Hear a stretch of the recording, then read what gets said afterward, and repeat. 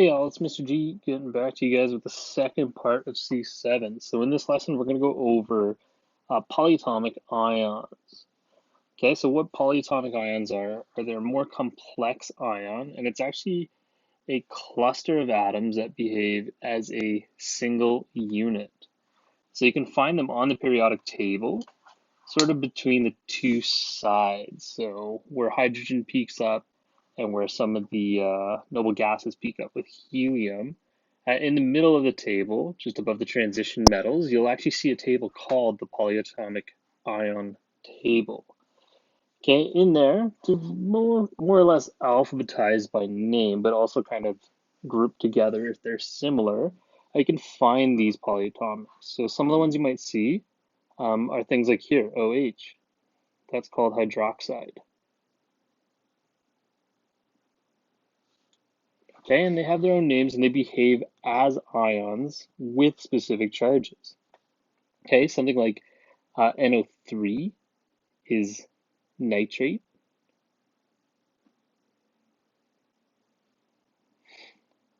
We have CH3COO, carries a negative charge. This is called acetate. Okay, and the last one here is one of the ones on the list that is actually a cation. It carries a positive charge. This one is called ammonium. If you're familiar with ammonia, it's the ionic form of that. Okay, so ammonium. Okay, so pretty cool. A few examples. It says because they're charged particles, they can form ionic compounds or bonds with other simple ions. Okay, they can also actually form ionic compounds with other polyatomics as well, as you can see here. We'll touch on that in a second. Okay, naming them is quite similar. You would just name them as is. So for this first one on the left here, we just have sodium. And again, this is an ionic compound, so we don't use prefixes, even though we have two sodiums. And then CO3, if you take a look at the polyatomics, is carbonate. Okay, so you just write out carbonate. Okay, just a side note, with the polyatomics, we do not change the anion to a IDE ending. With polyatomics, we just write them how their name is. Okay, so we don't actually want to change those.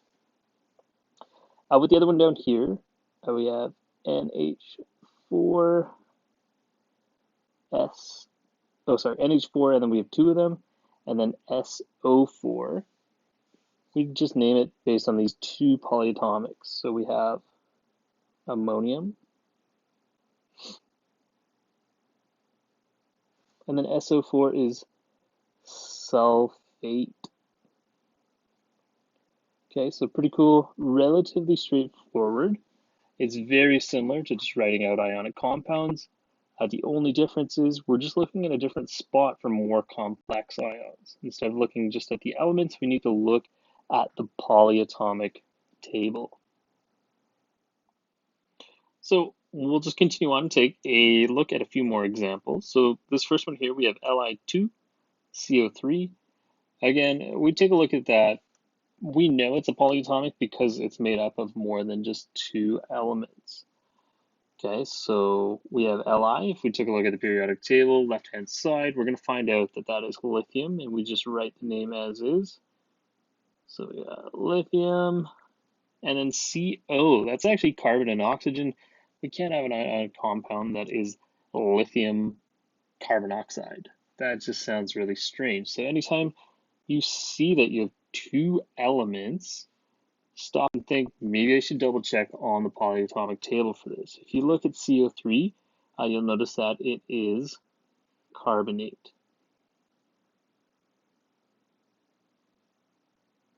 Okay, and that's it. So again, we're not changing the end of the polyatomic. It stays ATE, and sometimes they end in ITE, ite, as well. Okay, the next one here is Mg. We've got brackets, OH, and then 2 in the outside. I will touch on the brackets a little bit later when we're actually writing the formula.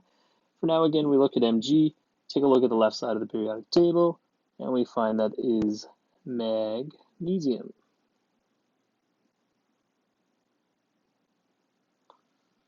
Sorry about my writing, it's a little tough with the stylus.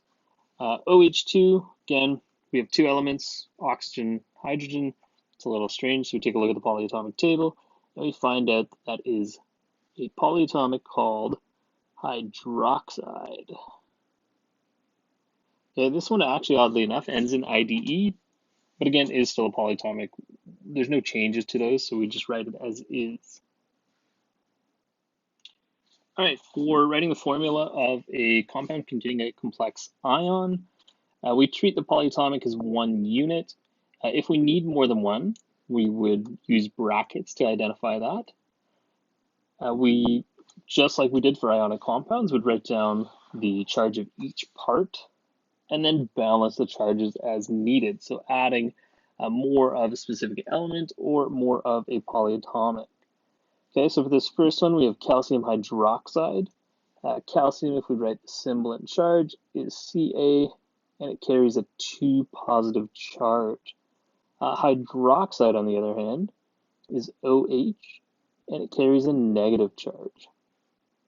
Okay, so if we have 2 positive, that means that calcium wants to give up 2 electrons, and OH minus, it wants to gain 1 electron. So it's going to pass one of its electrons to this hydroxide, and then we're actually going to need a second hydroxide to accept its other electron. Okay, and then we're balanced. We got 2 electrons being given up, and we have 2 electrons being gained over here. So our formula for this compound is going to be Ca, calcium, and then because we have 2 hydroxides, we actually need to put it in brackets. OH would go in brackets, and then the 2 on the outside is telling us that we have 2 of that entire polyatomic. Okay, rather than writing it like this, OH2, that 2 actually would only apply to the hydrogen there. It doesn't apply to the oxygen unless we add those brackets. Okay, so the brackets are super, super important, but we only add them when we're dealing with polyatomics. Okay, the next one, lithium carbonate. Again, lithium, our cation here, is Li+, and then carbonate is a polyatomic, CO3, and it carries a 2 negative charge. Okay, so lithium wanting to give up a single electron. Carbonate actually wants to gain 2, so 1 electron is passed by lithium here, and then we need a second cation to pass a second electron so that everything is happy in this molecule. Okay, lithium, we have 2 of them, so Li2. And then CO3, we only have 1, so we don't need to include the brackets here. We would write CO3, and we're happy like that. So our next example here, ammonium sulfide. We have NH4, and it carries a +1 charge. And then sulfide, IDE ending, that's just sulfur, so it's just an S, and it carries a 2- charge. Okay, so the ammonium is giving up 1 electron, so it'll donate 1. Sulfur's not quite happy, so we need another ammonium to donate a second electron. Okay, then they're both happy. 2 electrons being given up, 2 electrons being gained by the sulfur. Just rewrite this as a compound. NH4, got to put it in brackets because we have more than 1 polyatomic, and just a single S for ammonium sulfide. Chemistry is all about the practice. The more you do this, the more comfortable you will feel with it.